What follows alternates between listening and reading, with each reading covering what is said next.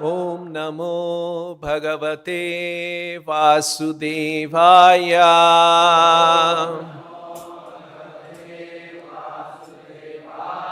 Reading from Srimad Bhagavatam, Canto 5, Chapter 6, text number 4. Nityam dadati kamasya chidram tam anuyerayaha yoginaha kritamaitrasya patyurjayeva pumschali. Translation and purport by His Divine Grace A.C. Bhaktivedanta Swami Srila Prabhupada.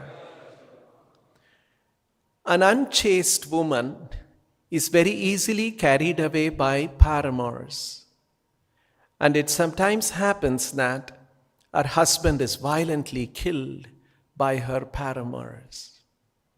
If the yogi gives his mind a chance and does not restrain it, his mind will give facility to enemies like lust, anger, and greed, and they will undoubtedly kill the yogi. Purport by Srila Prabhupada. In this verse, the word pumschali refers to a woman who is easily carried away by men. Such a woman is never to be trusted. Unfortunately, in the present age, women are never controlled. According to the directions of the Shastras, women are never to be given freedom. When a child, a woman must be strictly controlled by her father. When she is young, she must be strictly controlled by her husband. And when she is old, she must be controlled by her elderly sons. If she is given independence and allowed to mingle unrestrictedly with men, she will be spoiled. A spoiled woman, being manipulated by her paramours, might even kill her husband. This example is given here because a yogi, desiring to get free from material conditions, must always keep his mind under control. Srila Bhaktisiddhanta Saraswati Thakura used to say that in the morning, our first business should be to beat the mind with shoes 100 times. And before going to bed, to beat the mind 100 times with a broomstick. In this way, one's mind can be kept under control. An uncontrolled mind and an unchaste wife are the same. An unchaste wife can kill her husband at any time, and an uncontrolled mind, followed by lust, anger, greed, madness, envy, and illusion, can certainly kill the yogi. When the yogi is controlled by the mind, he falls down into the material condition.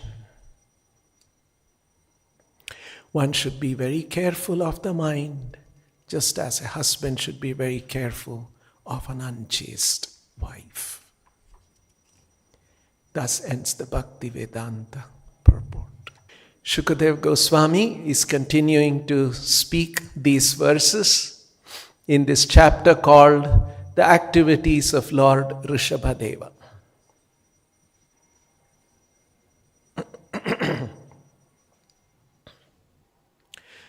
And these are important instructions for all practitioners of spiritual life.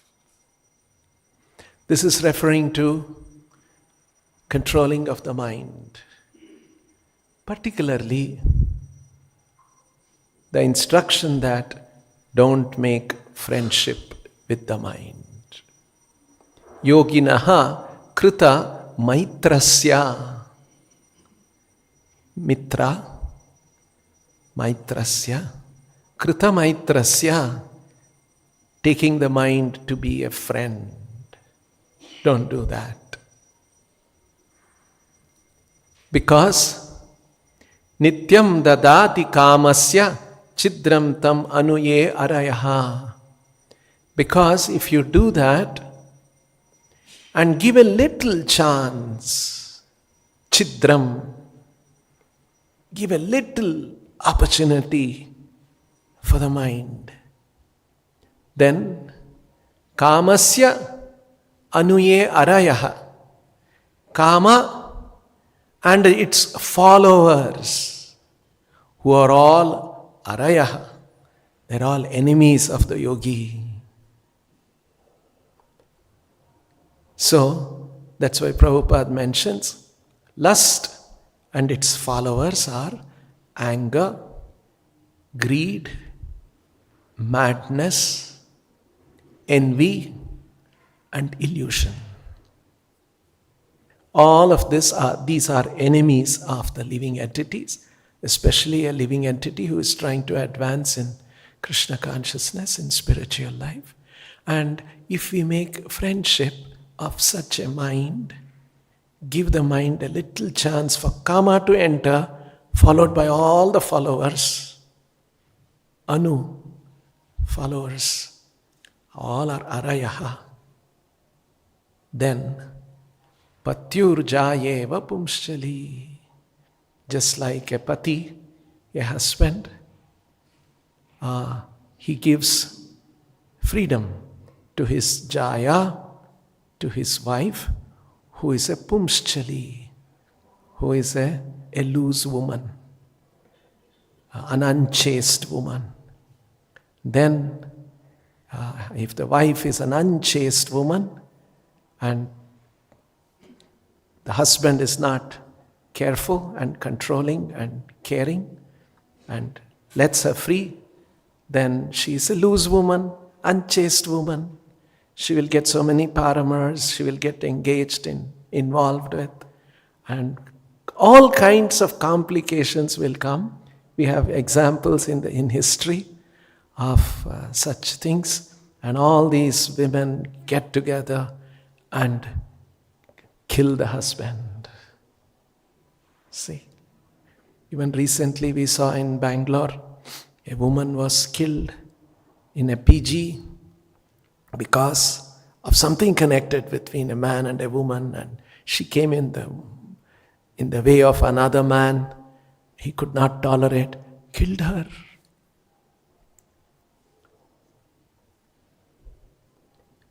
So, how we should not allow our mind to take over us. Very nicely, if you see, towards the end of the purport, Prabhupada makes this statement. What is it that we must fear? When the yogi is controlled by the mind, yogi should control the mind, but here the reverse has happened. Mind is controlling the yogi. When the yogi is controlled by the mind, he falls down into the material condition. That's what happens. Our consciousness comes down to material thinking. I am the body, I am a man, I am a woman, I am young, I am old, I belong to this family, this community, and here I must dominate, I should acquire, I should dominate, I should become powerful, control. These things, this is just material condition. In the outside world, people are just struggling. They are competing with each other. How to lord over, who will be more successful in lording over material nature. Even a yogi who wanted to be a spiritualist will descend to such a material condition. This is what happens when we leave our mind uncontrolled. So this mind, the mind control and its consequences are also described in the Bhagavad Gita, early part of the 6th chapter, which we are all chanting, or we were chanting till a few days back. early part of the 6th chapter. So I'll read that part. These are very important instructions for all of us. This is 6th chapter, 3rd verse. So very early beginning. Arurukshor muner yogam karma karanam uchyate. Yogarudhasya tasyaiva shamaha karanam uchyate. Here Krishna describes there are 2 stages of yoga. Yoga arurukshaha munihi. So Prabhupada gives in the purport an example. There is a ladder. Some people have just begun climbing the ladder. They are called arurukshaha. Just who has begun. And some people are already on top of the ladder. They are called yoga rudaha. This yoga ladder is called the yoga. Yoga arurukshor muner yogam. They are the beginners. Karma karanam uchyate. Karma is considered as the cause of their advancement.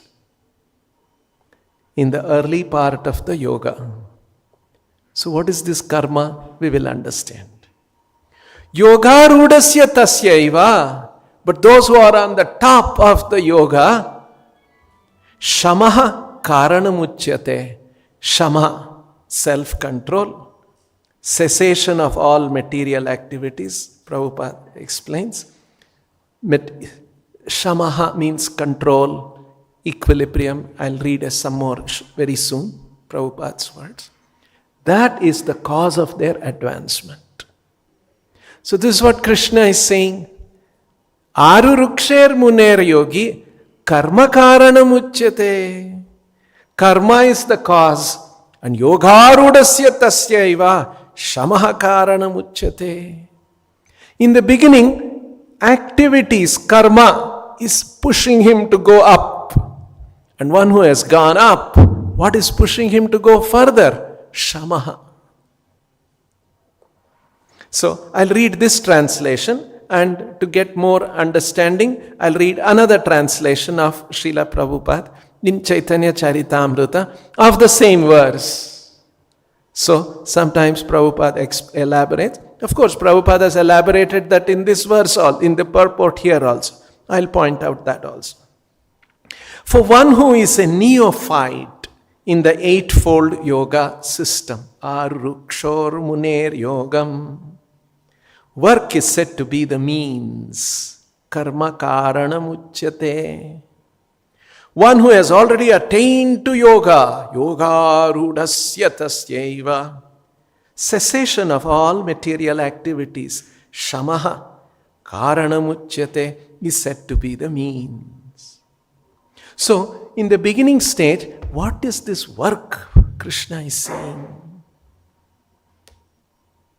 And what is that shamaha at the high advanced stage? So, I'll read another translation in Chaitanya Charitamrita.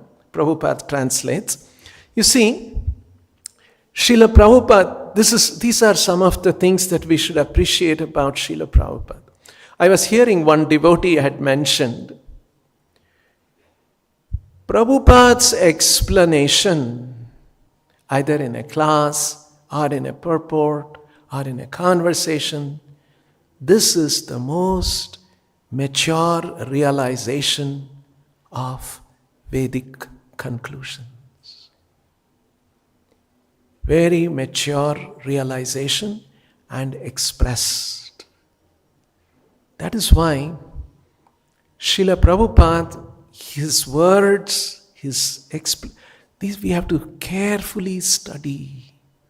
Actually, Guru Mukha Padma Vakya Chitte Te Koriya Aikya. This applies to a guru of that caliber, of that kind of a stature as Srila Prabhupada.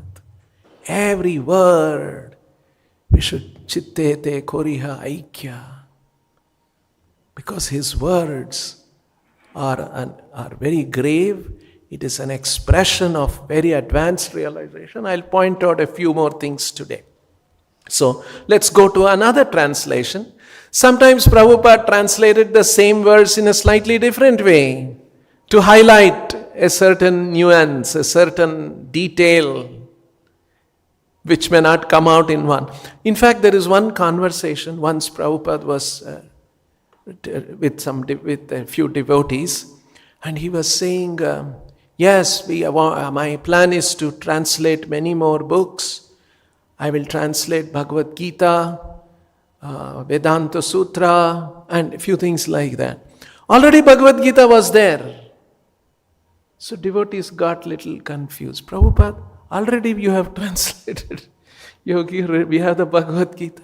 He says, no, we can give one more Bhagavad Gita. Meaning, the point is, Prabhupada's realizations are so deep. He can write one more Bhagavad Gita as it is. Full of realization, full of explanations of Krishna's words. That is the depth of Krishna's word. Krishna speaks means it's full of meaning, understanding, wisdom. And acharyas elaborate on that to make us understand. So here this is an example. Prabhupada translating. Synonyms pretty much the same. Karma karana muchyate, work. But in the translation, Prabhupada writes like this. For those saintly persons who wish to rise to the platform of yogic perfection, yoga, aruruksher muner yogi, the means consists of practicing the yoga system by strictly following its regulative principles and practicing the yoga postures and breathing exercises. This is karma. These are the activities. It's referring to yama, niyama, asana, pranayama. These are the 4 of the Ashtanga Yoga system. These are the 4 initial activities which is relevant for Arurukshor Maner Yogi. That is why karma karana muchyate. Let's continue reading. And for those who are already elevated to this platform of yogic perfection, yoga arudhasya, the means consists of maintaining mental equilibrium, shamaha, by rejecting all material activities and practicing meditation to keep the mind on the Supreme Lord. This is shamaha. Shamaha means maintaining mental equilibrium by rejecting all material activity and practicing meditation to keep the mind on the Supreme Lord. Why does Prabhupada say all these things? I'll again explain. I'll point out how Krishna explains further in the next verse of the Bhagavad Gita. So this is shamaha, mental equilibrium, not indulging in material activities, and practicing how to keep the mind fixed on Krishna. This is yoga arudhasya. So in the beginning stage, work is the cause. In the latter stage, it is shamaha. This is the cause that pushes him. Now, let's see in the purport also, coming back to the Gita. Prabhupada has actually explained this. You see, concerning the eightfold yoga system, attempts in the beginning, aruruksher muner yogi, in the beginning, arurukshaha. In the beginning, to enter into meditation through regulative principles of life and practice of different sitting postures, which are more or less bodily exercises, are considered fruitive material activities. So this is called karma. All such activities lead to achieving perfect mental equilibrium, shamaha. So it is meant to lead to, after pranayama, dharana, dhyana, pratyahara, dharana, and samadhi. So, full absorption. All such activities lead to achieving perfect mental equilibrium to control the senses. When one is accomplished in the practice of meditation, he ceases all disturbing material activities. You see, another important thing which Prabhupada points out, in the Bhagavad Gita, not many people have figured this out. In the Bhagavad Gita, Krishna is describing different aspects of Vedic knowledge, Vedic wisdom, Vedic practices. And every now and then, Krishna brings another aspect of accelerated advancement in Krishna consciousness, of Krishna consciousness. In other words, the Vedic literatures are like a staircase. You can climb up the staircase. You want to go to 100th floor, you can take a staircase. Slowly, step. First floor, second floor, 10th floor, 20th floor. You can climb up. Simultaneously in the Bhagavad Gita, Krishna is pointing out, no, there is an elevator. You go to the elevator, get into the elevator, press 100. It takes us directly. So one is called the indirect process, another is called the direct process. Both Krishna keeps describing in the Bhagavad Gita. And finally, towards the conclusion, 18th chapter, Krishna says, forget the staircase, sarva dharman parityajya, mamekam sharanam raja. Take the elevator. Although I described the staircase is there. But my recommendation is, take the elevator. And because not everybody understood, Chaitanya Mahaprabhu had to come and explain this once again. Now, you see, in this 6th chapter, generally Krishna is talking about Ashtanga Yoga. Aruruksher Mune. This is all yoga sutras and Patanjali yoga system, how to gradually go in the initial stage, what creates the push, in the later stage, what creates the push for the yogi. This is Patanjali yoga. This is staircase. Some people have to come through these different methods.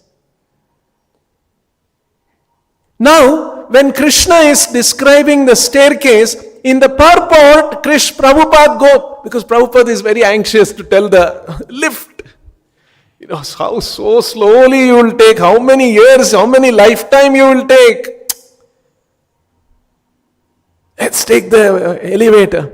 So, in the purport, while Prabhupada is expanding and elaborating on the staircase, he eagerly, quickly goes to the elevator. Towards the end of the last paragraph of this purport, a Krishna conscious person is, however, situated from the beginning on the platform of meditation because he always thinks of Krishna. And being constantly engaged in the service of the Lord, he is considered to have ceased all material activity. How Krishna consciousness addresses both Arurukshaha and Yoga Arudha. See, the first sentence is about Arurukshaha. A Krishna conscious person is, however, situated from the beginning on the platform of meditation because he always thinks of Krishna. Because we are taught like that, isn't it? These are some of the things that even as bhaktas, even before we become bhaktas, we are taught, always think of Krishna. Never forget Krishna. If you get a kaja packet, it will tell you. You see, oh, you should always think of Krishna. And being constantly engaged in the service of the Lord, he is considered to have ceased shamaha. ceased all material activities. How? If you take the elevator, don't worry. None of these things which Krishna is describing about Ashtanga Yoga, you don't miss it. It's already there when you take the elevator. That's why another example Krishna gives in the second chapter. What is that? I'll read that verse. It's important. 2 reservoir and small wells. 38, 39, 40. No, not 40. 41. No. 40? Yes, 46. You see, this Krishna in that second chapter, 39th verse is an inflection point. Up to 38 he is describing in one way. 39th he switches.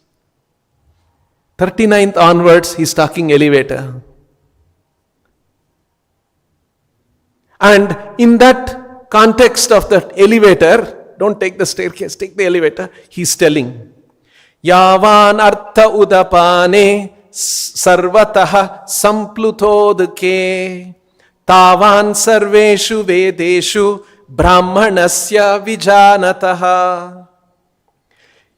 Prabhupada gives this example. In a village, there will be multiple wells.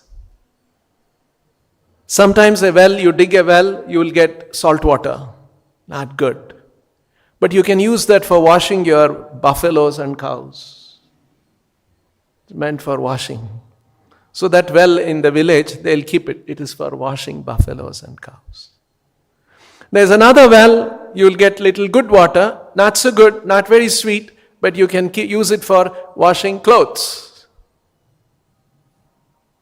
There's another well which is sweet water.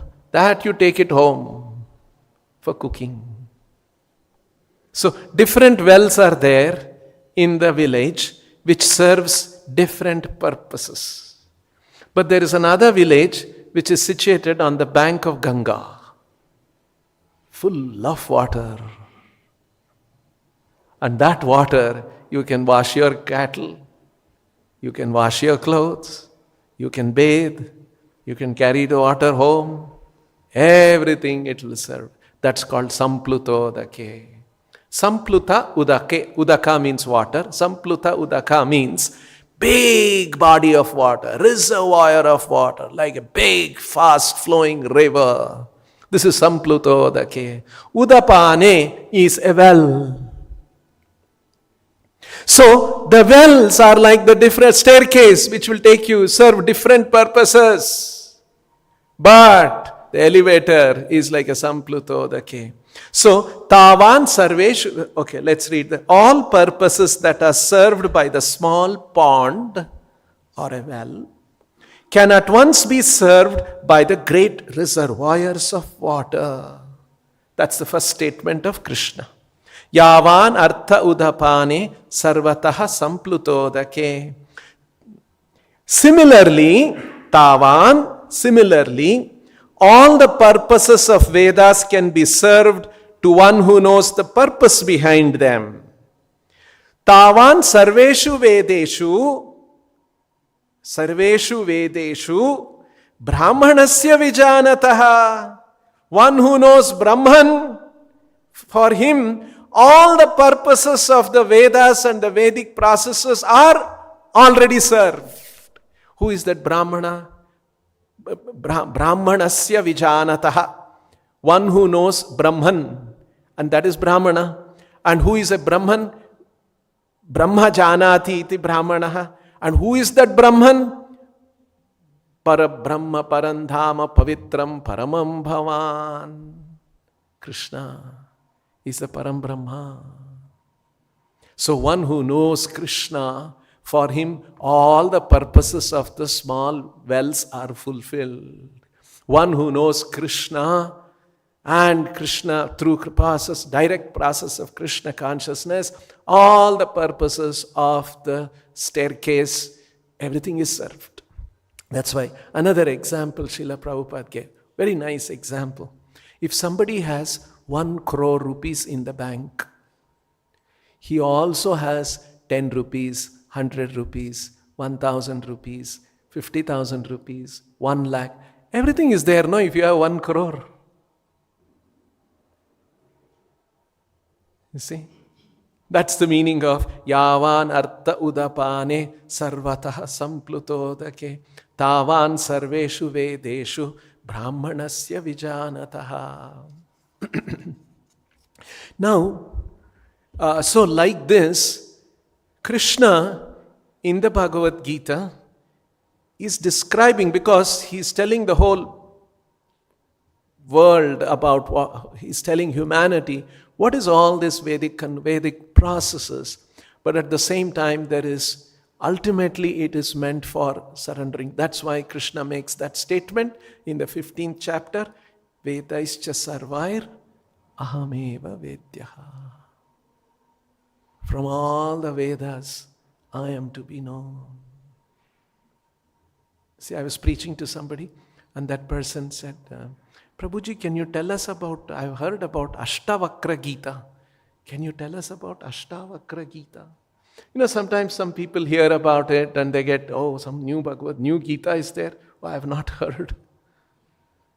So, Vedaischa Sarvair Ahameva Vedyaha is the guideline. Actually, there is one very nice. No, if Krishna is to be known from why? Now, sometimes people ask this question. Okay, if the direct process, know Krishna, surrender to Krishna, become devotee of Krishna, that's the highest thing. Why indirect process is there? There's one very beautiful explanation by Srila Prabhupada. Prabhupada is talking about, in one lecture, he's talking about ekatvam, pratyakatvam, Bhuda Vishvator Rupam.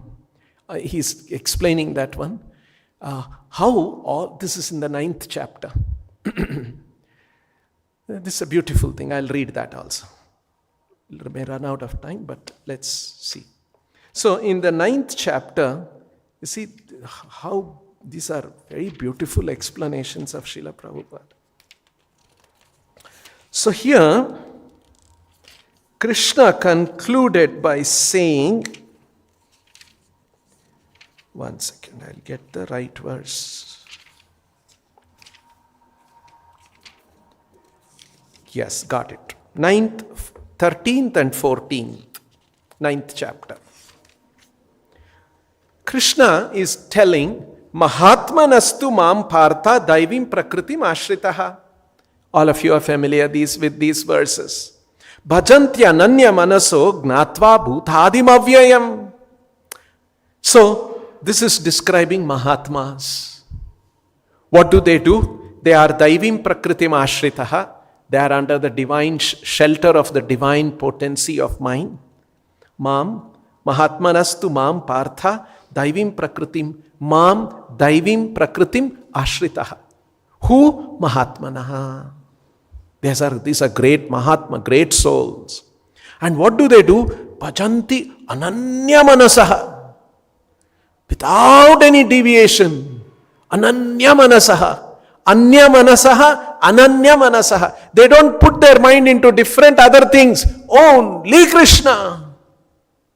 These are Mahatmas. Bhajanti ananya manasaha. Why they do that? Because they are gnatva. They know bhutadim avyayam. Because I am bhuta adim. I am the source of all that exists. Two things exist in this world. We exist, and there is matter, material world, our bodies, houses, mountains, rivers, that exists. Both are called bhuta. Living entity is also called bhuta. Existential reality, that is also called bhuta. Origin of both is Krishna, bhutadim.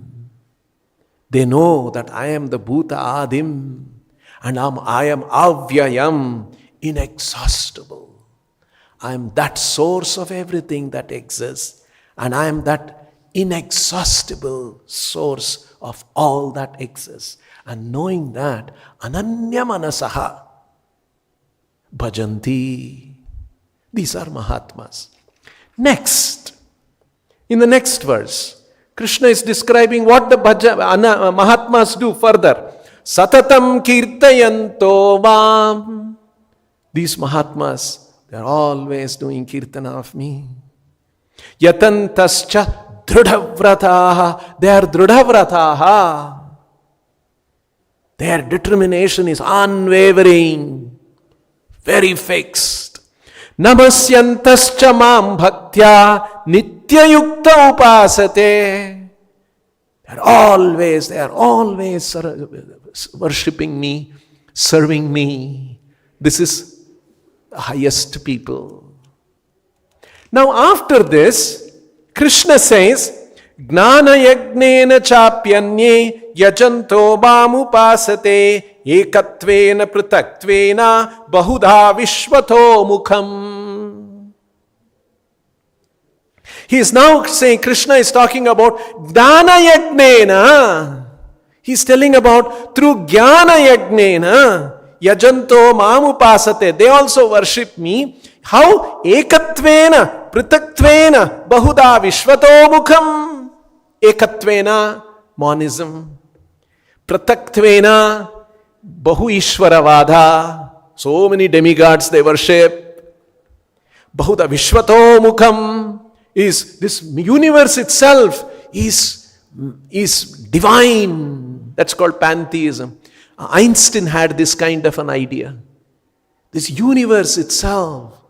What is it? There is some divinity in the universe. Because look at the way it is constructed, the way it is made. That's why Einstein made that statement. I'm actually not interested in this equation, this formula, this spectrum. I'm trying to understand how God created this world. These are all details. Equation, formula, spectrum. I'm trying to understand how God created this world. He was fascinated by the world. And he wanted to study the world. And he wanted to marvel at how God has created this. So that's also a kind of worship. Why Krishna is saying this? Krishna has used one word, Prabhupada points out. Gnana yagnena chapi anye, others. So far I told you what these people who are Mahatmas, what they do. Those who have taken the elevator, they are rising up. Others, what about them?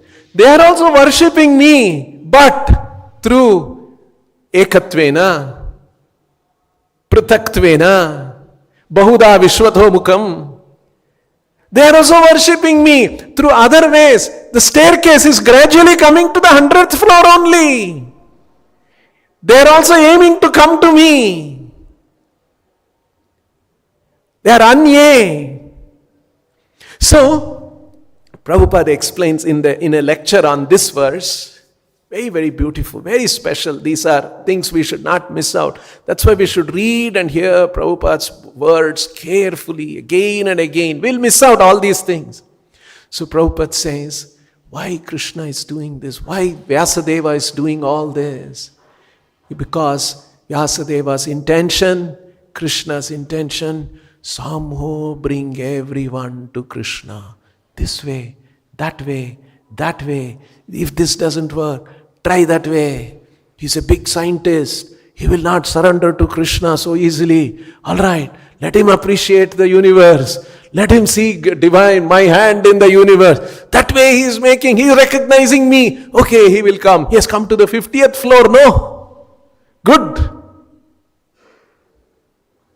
You see, that's why demigod worship, different things, Ashtavakra Gita, all these are there.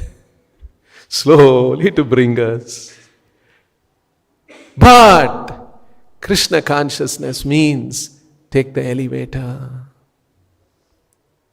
So these are all the important things. So for this, If we are not on a spiritual platform, we cannot appreciate these things. Varnashrama process is to how to bring the living entities to the spiritual platform. It's not easy. You see, it's not easy to reform a human being. Man, Prabhupada explains another thing. If you leave the mind uncontrolled, mind creates newer and newer ideas. It creates something new I should do. Prabhupada gives another explanation. He says, we have seen this in our organization. Suppose somebody is elevated and made a new leader. He will immediately want to do something new. He will break something. He'll remodel it. He wants to do something new. Because mind is always like that. Looking something new, something. And then Prabhupada gives an example. There is one Bengali poet. He wrote a song and it became a very big song in Bengal. Maybe those days. And that song is Ekta Kichu Nutan Koro. Something like that. Nutan Kichu Koro. Something you do new, no. Don't be stuck with the old thing. Kichu Nutan Karo. In the same way, we have seen our devotees also. Somebody is elevated. Now he becomes a manager or something. He will change this one. He will break this one. He'll do something Nutan he must do. He must do something new. So the mind is, there is one statement in the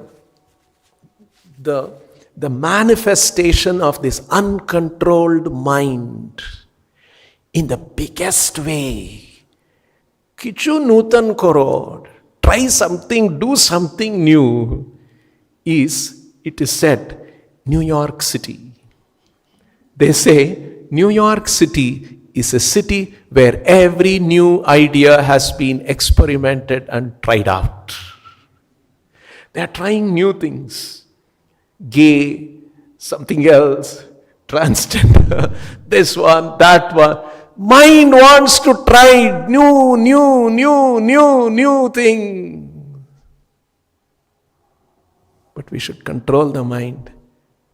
Human life is valuable. It is meant for spiritual elevation, not knowing. So human beings are like that. We want how to change how to reform these human beings who are all independently spirited. I want to discover something new. I want to try something new. Something else I want to do. So it's not easy to transform such a human being.